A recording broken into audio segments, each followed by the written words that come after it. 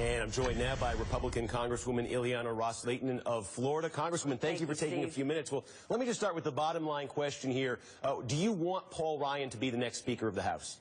Absolutely. I think many of us are willing to sign up for babysitting duties, to drive his wife to work every day, whatever it takes to have Paul Ryan, a principled legislator who stands strong on policy, but is also pragmatic, because this race, Steve, is not just a one-person slot. No, it's really about an epic struggle for the soul of our Republican Party, the future of our GOP. And I know that there are a handful of people who've been getting a lot of attention, but the overwhelming majority of us want to govern, want to pass a budget, want to work with the Democrats.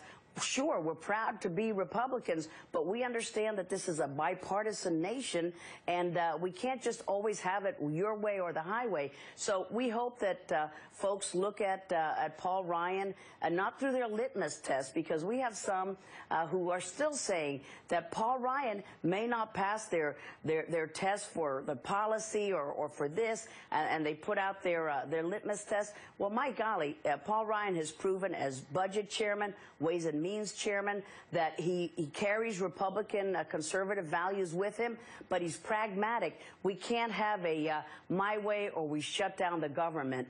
That is not going to help us to build our future as a Republican Party. Yeah, such a big part of the story has been, the factions that have sort of broken out on the Republican side, and that's sort a of shame. Members from the two different factions appeared with Chuck on Meet the Press yesterday. Charlie Dent from Pennsylvania, and I want to just play that exchange, and David Bratt from Virginia. I want to play part of their exchange and ask you to weigh in on it. Let's listen to that first.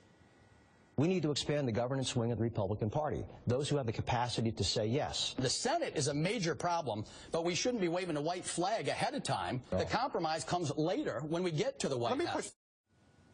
Well, Congresswoman, where do you come down on that question of it takes the Republicans need more backbone in standing up to the president, or do they need to be doing more, finding more ways to compromise and build consensus? Well, I'm part of the group along with Charlie Dent. He's one of our leaders. That's called the Tuesday Group. And we're principled legislators, just like David Bratt is, but we're also pragmatic and common sense. And we understand that we've got to deal with the Senate, and then we've got to deal with the Obama White House. And we're going to fight tooth and nail for what we believe in.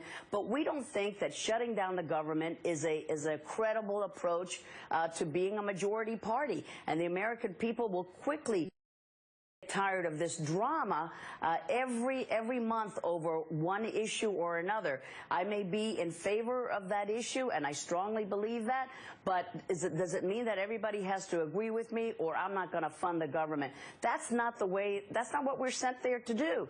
And I think the American people are looking for leadership, like a Charlie Dent. I hope that maybe he's thinking of running for Speaker, or a Paul Ryan. And if these guys, if a Paul Ryan is not good enough for certain people, then you've got to say, well, I didn't get my way, but let's make it unanimous like it used to be, and let's forward that name. But that raises an interesting question. I mean, if Paul Ryan isn't good enough for everybody, if Kevin McCarthy, who we were told had these great personal relationships with some of the most conservative members, if he wasn't acceptable enough to them, that question that Trey Gowdy raised, I mean, is the House even governable, or is there a faction of Republicans who just want to be separate, be apart from the leadership and the party establishment no matter what?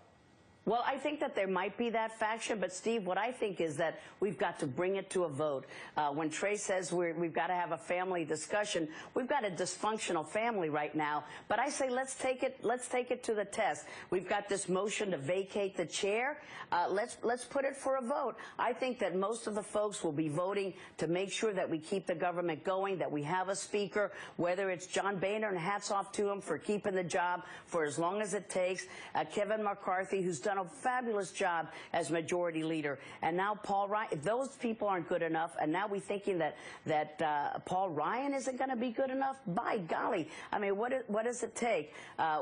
They're principled folks who really try their best to get the House in operations and not put us in disarray. So let's not throw everything to this one faction and say, you get the keys to the kingdom, and the overwhelming majority of us stand there like in the corner. So let's bring it to a vote if it needs to be, and you'll see that the overwhelming majority want to keep this government open. We'll stand for our principles, but we've got to get the job done for the American people. Congresswoman